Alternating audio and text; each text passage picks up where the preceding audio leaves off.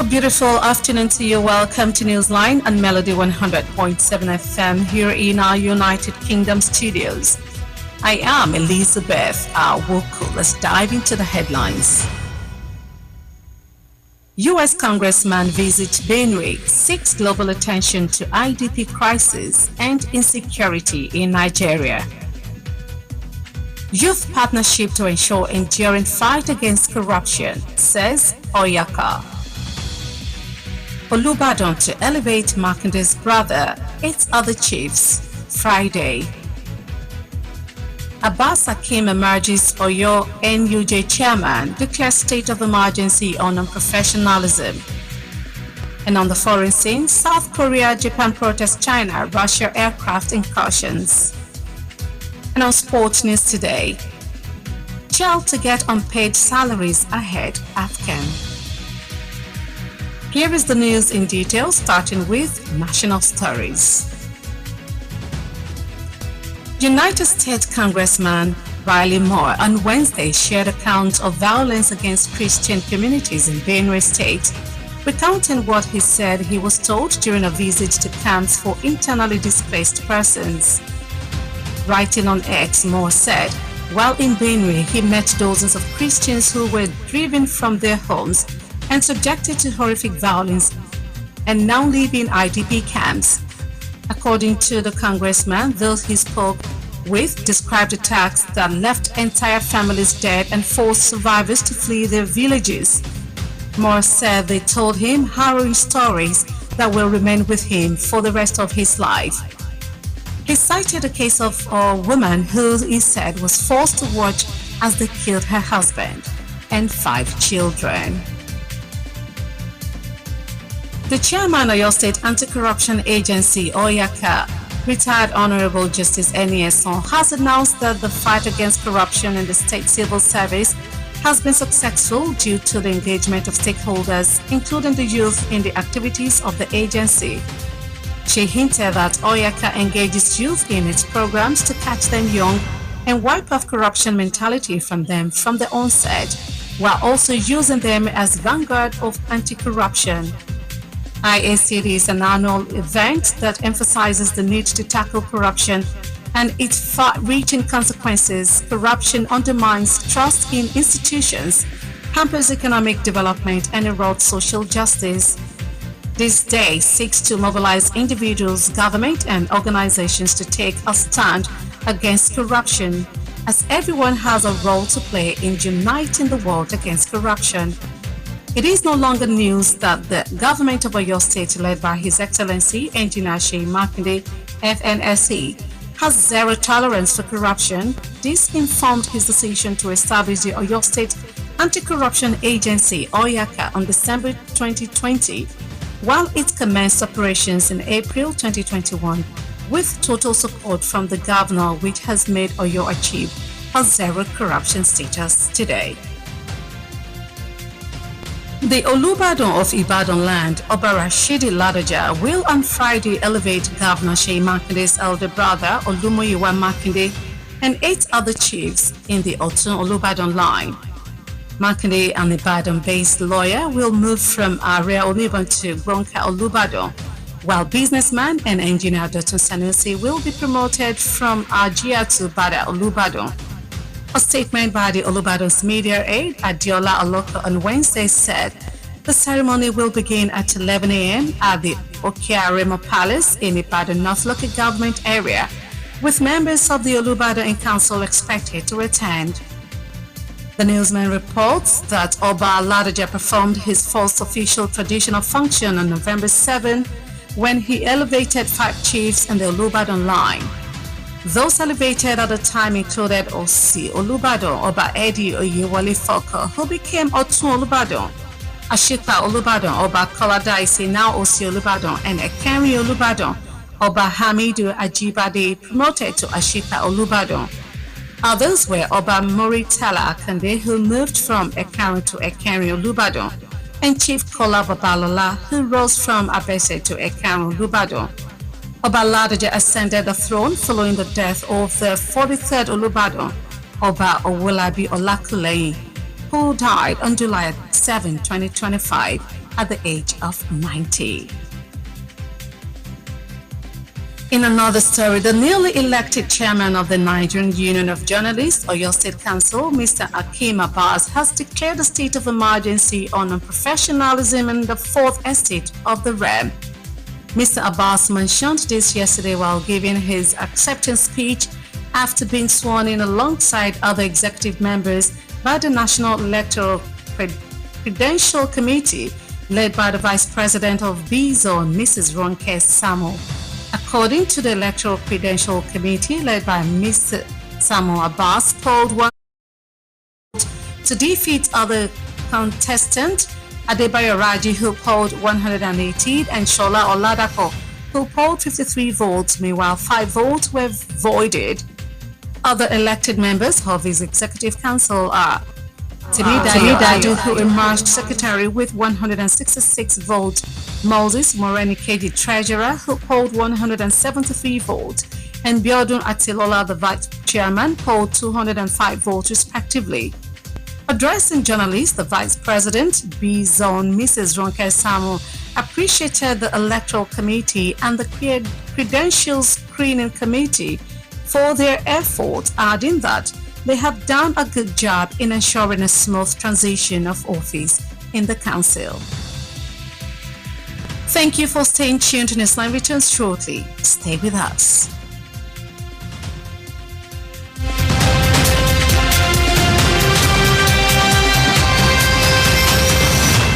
Urban Radio Gospel Experience is here on Melody 100.7 FM. Tune in to Zion Club with DT Victor, the spokesman. This is one happy on-air family for all the bars and Christian events across Nigeria. Live worship experience on radio, artist and program promotion, interviews with notable Christian personalities, plus discussions of disputable issues that bother the Christian community.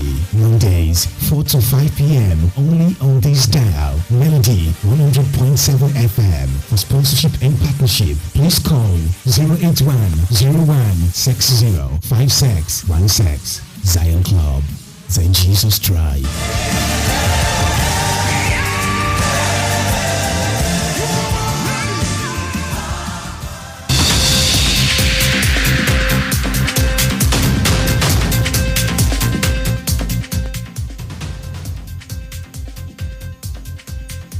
Welcome back. Still listening to Newsline and Melody 100.7 FM. Many thanks for staying with us.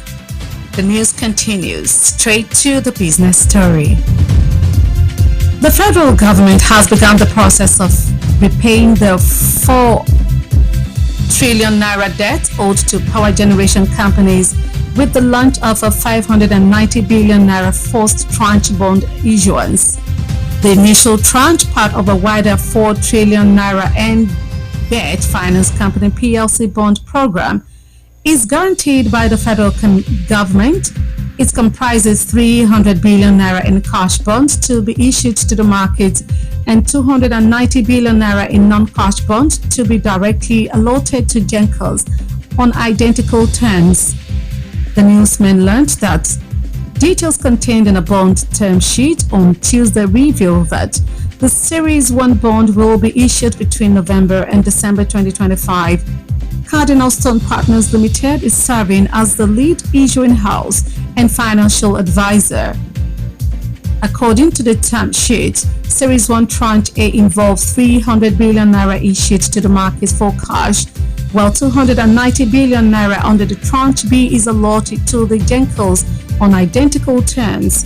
The bond will be issued between November and December with a 7-year tenure on a fixed rate coupon, redeemed on an amortizing basis and paid semi-annually in arrears.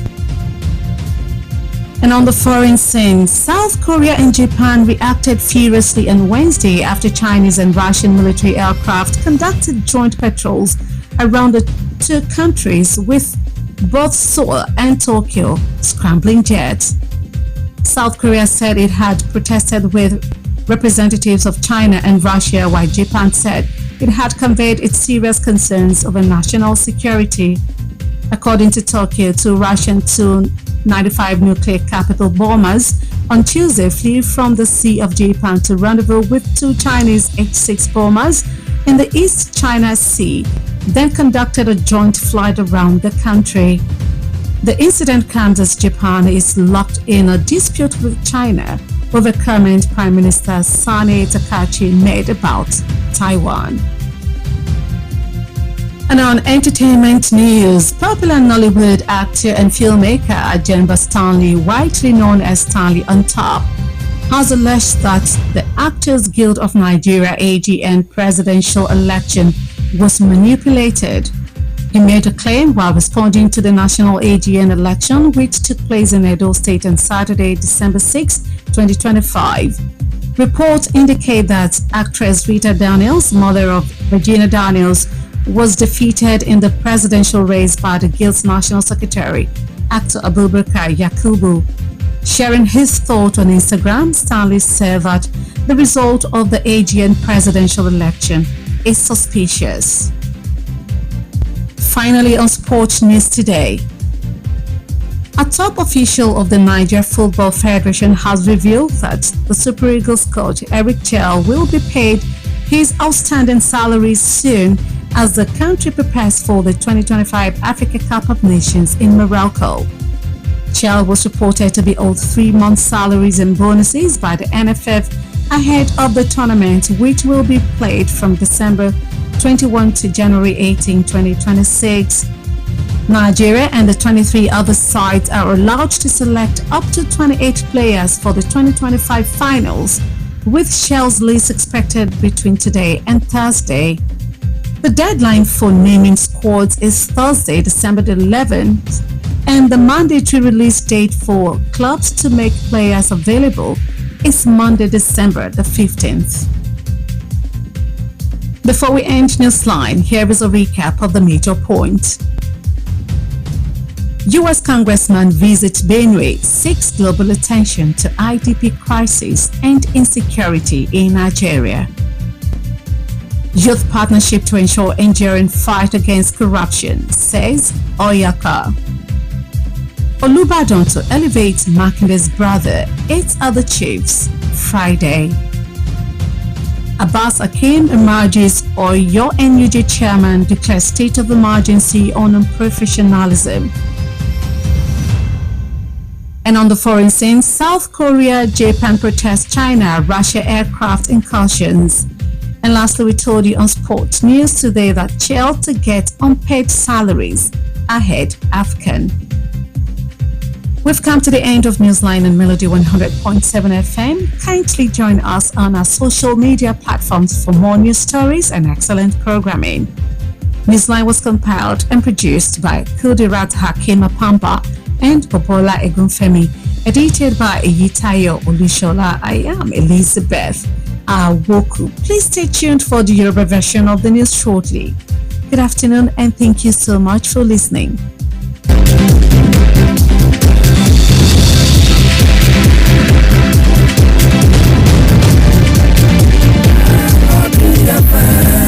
Lọ́gbọ̀dẹ o táyé ń gbọ́ máa sọ̀rùn nìbàdàn láti gbé ń dà kékelúké.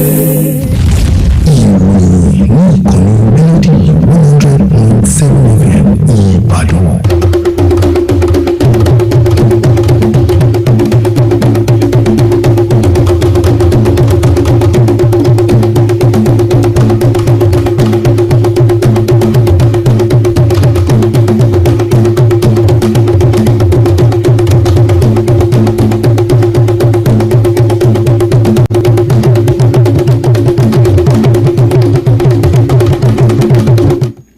Káàsán, àkójọpọ̀ ìròyìn la mú wá sí etí ìgbọ̀nyín láti ìkànnì Melody 100.7 FM Ìbàdàn. Ọlábísí Ọládìméjì lóníròyìn yín, ṣáájú ẹ̀gbọ́n kókó tó wà nínú ìròyìn.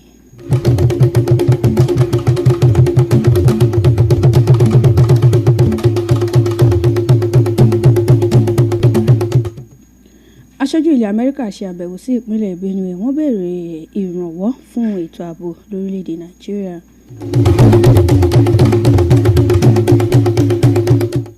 àjọ tó ń gbógun ti ìwà ìbàjẹ́ ní ìpínlẹ̀ Ọ̀yọ́ ṣetán láti gbógun ti ìwà ìbàjẹ́.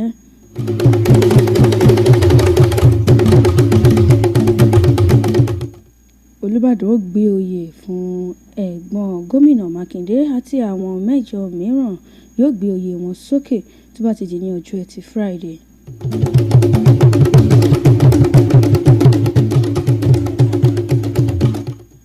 Abbas Hakeem jáwé olúborí gẹ́gẹ́ bí alága ẹgbẹ́ àwọn oníròyìn ní ìpínlẹ̀ Ọ̀yọ́.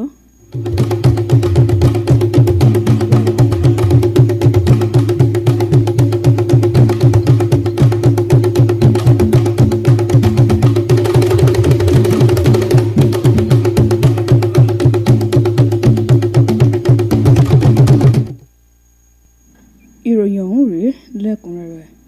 Ẹni tí ó jẹ́ ọmọlẹ́gbìmọ̀ aṣòfin ní ilẹ̀ Amẹ́ríkà Riley Moore ní ọjọ́rú Wednesday òun náà ni ó ti sọ̀rọ̀ lórí ẹ̀sùn ìṣẹ̀lẹ̀ ìṣekúpani eléyìí tí wọ́n ń ṣe sí àwọn ọmọlẹ́yìn Kristi lórílẹ̀‐èdè Nàìjíríà pàápàá jùlọ eléyìí tí wọ́n ń ṣe takò wọ́n ní ìpínlẹ̀ Benue tó sì sọ̀rọ̀ lórí àwọn nǹkan eléyìí tí ó yẹ kí wọ́n ṣe pàápàá jùlọ fún àwọn tó wà ní ibùdó Ogunléndé ní ìpínlẹ̀ ọ̀hún. Ó fi ọ̀rọ̀ ọ̀hún sí ojú òpó ayélujára X rẹ̀ níbi tí Moore ti ní ìpínlẹ̀ Benue. Ó ní àwọn ṣe ìpàdé pọ̀ pẹ̀lú ogunlọ́gọ̀ àwọn ọmọlẹ́yìn Kristi eléyìí tí wọ́n lé kúrò ní ilé wọn tí wọ́n sì lé wọn lọ sí ọgbà Ogunléndé. Gẹ́gẹ́ bí ẹni tí ó jẹ́ aṣòfin ọ̀hún bó ṣe sọ, ó ní ìṣẹ̀lẹ̀ ìkọlù ọ̀hún òun náà ló ṣàpèjúwe rẹ̀ gẹ́gẹ́ bí in tó ti sọ ọ̀pọ̀lọpọ̀ mọ̀lẹ́bí dáláìnílé lórí tí ó sì jẹ́ kí ọ̀pọ̀lọpọ̀ àwọn olùgbé ní agbègbè ọ̀hún kí wọ́n sá lọ. Moore ní gbogbo àwọn nǹkan eléyìí tó bá yẹ kí àwọn ó ṣe òun náà làwọn ó ṣe ò láti rí i dájú wípé ẹ̀mí àwọn tó kù kò bọ́ sí ọ̀rọ̀ ọ̀hún.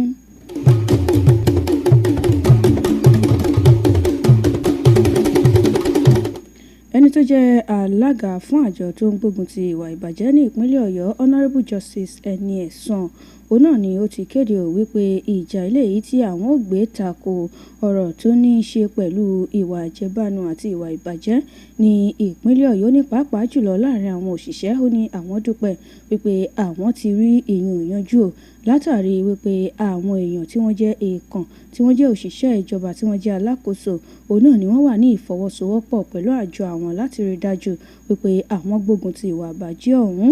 Ó ní tó fi dórí àwọn ìwà eléyìí tí àwọn ọ̀dọ́ ń wù òun náà ni àwọn rí wípé àwọn gbógun ti eléyìí tí ò bá dá ń bẹ̀ o. Ó ṣàpèjúwe wípé bí àjọ àwọn bí ó ṣe ètò pẹ̀lú àwọn ọ̀dọ́ tí ó sì mú wọn nígbà tí wọ́n wà ní kékeré. Ó ní pàápàá jùlọ àwọn ọ̀rọ̀ burúkú eléyìí tí ó wà ní inú orí wọn. Ó ní táwọn ó ti tètè kó àwọn nǹkan burúkú ọ̀hún táwọn ó ti tètè kó kúrò ńbẹ̀ kó tó di wípé wọ́n dàgbà. Ó ń sọ eléyìí níbi ayẹyẹ eléyìí tí wọ́n ń ṣe níbẹ̀ ni wọ́n ti ń sọ̀rọ̀ lórí ọ̀nà tí wọ́n fẹ́ gbé gbà bí wọ́n fi dẹ́kun ìwà ìbàjẹ́ ní ìpínlẹ̀ Ọ̀yọ́.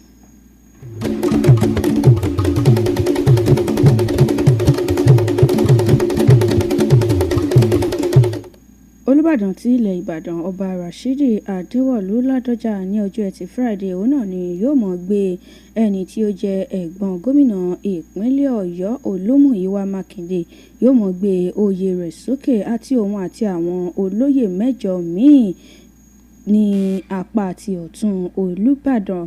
Mákindé òun náà ni ẹni tí ó jẹ́ agbẹjọ́rò tó fi ìlú Ìbàdàn ṣebùgbé. Òun náà sì ni wọ́n mọ̀ gbé oyè rẹ̀ sókè láti ààrẹ oníbọn sí gbọ̀ǹkà Olúbàdàn tí ẹni tí ó jẹ́ gbajúgbajà òṣìṣẹ́ àti onímọ̀ ẹ̀rọ Dọ̀tun Sànúsì tí òun ó sì mọ̀ kúrò ní ipò àjíà lọ sí ipò bàdà Olúbàdàn. Nínú àtẹ̀jáde tí ẹni tí ó jẹ́ akọ̀wé ìròyìn fún Olúbàdàn ti ilẹ̀ Ìbàdàn Adéọlá Ọlọ́kọ̀ tó fi síta ní ọjọ́rú Wednesday òun náà ló ti ṣe àpèjúwe ayẹyẹ ọ̀hún. Ó ní ayẹyẹ ọ̀hún òun náà ni ó bẹ̀rẹ̀ ní nǹkan bíi aago 11 àárọ̀ ní ààfin Òkè Àrẹ̀mọ eléyìí tó wà ní ìjọba àbílẹ̀ Ìbàdàn North ní ìpínlẹ̀ Ọ̀yọ́. Ó ṣàlàyé síwájú ó ní àwọn olóyè Olúbàdàn tilẹ̀ Ìbàdàn òun náà ni wọ́n ń retí wípé wọ́n wà níbi ayẹyẹ ọ̀hún. Nínú ìròyìn eléyìí tó ti àwọn oníròyìn lọ́wọ́ òun náà ni ọba Ládọjà ló ti ṣe ojúṣe rẹ̀ àkọ́kọ́ gẹ́gẹ́ bí ọba aládé ní ọjọ́ 7 oṣù kọkànlá níbi tí ó ti gbé àwọn olóyè 5 tó ti gbé wọn sókè. Wọ́n ní àwọn olóyè eléyìí tí ó gbé sókè ọ̀hún òun náà ni òsì Olúbàdàn ọba Ẹ̀dí Oyèwọlé Fọ̀kọ̀ eléyìí tí ó di ọ̀tún Olúbàdàn. Bákan náà àṣìpa Olúbàdàn ọba Kọ́ládàísí tó ti di òsì Olúbàdàn. Bákan náà ẹ̀kẹrin Olúbàdàn ọba Hamidu Ajíbádé tó ti di àṣìpa Olúbàdàn. Wọ́n ní àwọn yòókù ní ọba Muritàlá Àkàndé eléyìí tó kúrò ní ipò ẹ̀karùn Olúbàdàn sí ẹ̀kẹrin Olúbàdàn. Bákan náà olóyè Kọ́lá Babalọ́lá eléyìí tí ó dìde láti abẹ́sẹ̀ Olúbàdàn sí ẹ̀karùn Olúbàdàn. Ọba Ládọjà òun náà ni ó di orí àpèrè gẹ́gẹ́ bí lẹ́yìn ìgbà tí ọba àná ọba Owólabí Ọlákòlẹ́yìn tí ó papòdà ní ọjọ́ keje oṣù keje ọdún 2025 ní ẹni àádọ́rùn ọdún.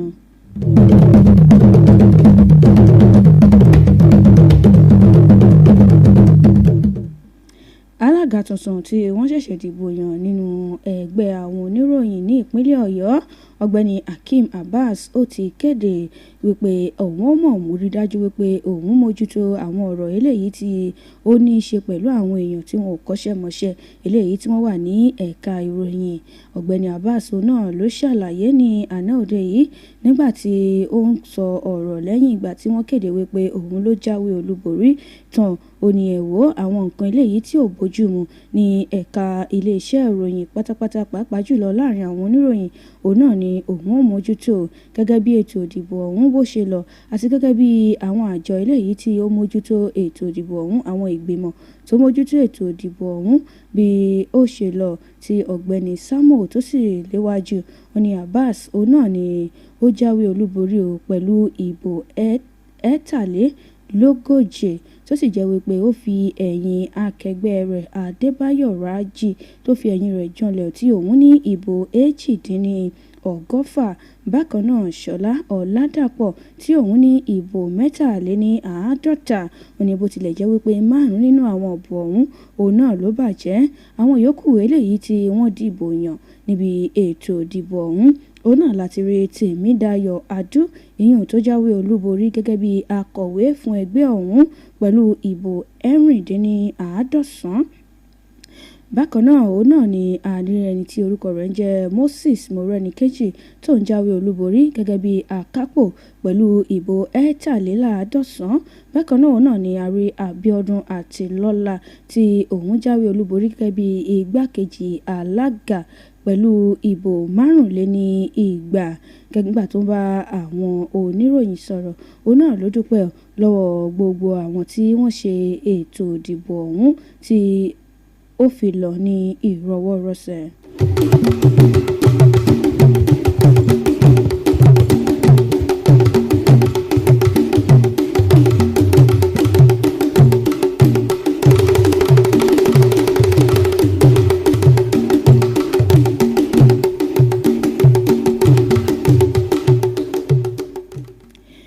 Ìròyìn eré ìdárayá. Ẹni tí ó jẹ́ èèkàn nínú àjọ NFF ìyún Nigeria Football Federation ó ti ṣe aṣọ lójú wípé ẹni tí ó jẹ́ akọ́nimọ̀ọ́gbá ẹgbẹ́ agbábọ́ọ̀lù Super Eagles Eritrea wípé wọ́n san gbogbo owó eléyìí tí wọ́n jẹ́ sílẹ̀ tẹ́lẹ̀ bí wọ́n ṣe ń ṣe ìpalẹ̀mọ́ fún Africa Cup of Nations ọdún 2025 eléyìí tí yóò máa wáyé ní Morocco. Òun náà ni wọ́n jẹ́ ní owó oṣù 3 sílẹ̀ báyìí.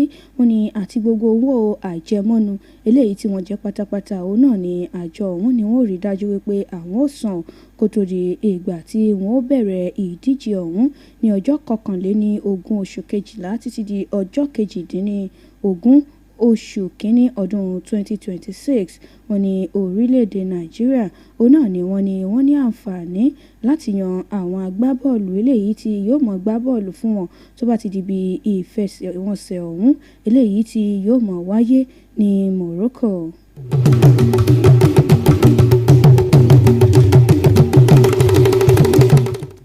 Kò ní jù báyìí lọ láti inú ìwé ìròyìn fún tọ̀sán tòní. Àmọ́ kí n tó máa lọ ẹgbẹ́ àwọn kókó tó wà nínú ìròyìn tá a mú wá lẹ́ẹ̀kan sí i. Aṣojú ilẹ̀ Amẹ́ríkà ṣe àbẹ̀wò sí ìpínlẹ̀ Benue. Wọ́n béèrè ìrànwọ́ fún ètò ààbò lórílẹ̀‐èdè Nàìjíríà. àjọ tó ń gbógun ti ìwà ìbàjẹ́ ní ìpínlẹ̀ Ọ̀yọ́ ṣetán láti gbógun ti ìwà ìbàjẹ́. Olúbàdàn ó gbé oyè ẹ̀gbọ́n gómìnà Mákindé àti àwọn mẹ́jọ mìíràn sókè tó bá ti di ní ọjọ́ Ẹtì Friday.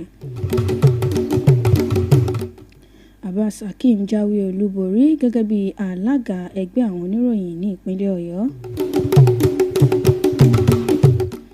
Kò ní jù báyìí lọ láti inú ìwé ìròyìn fún tọ̀sán tòní lórí àkójọpọ̀ ìròyìn fún tọ̀sán tòní.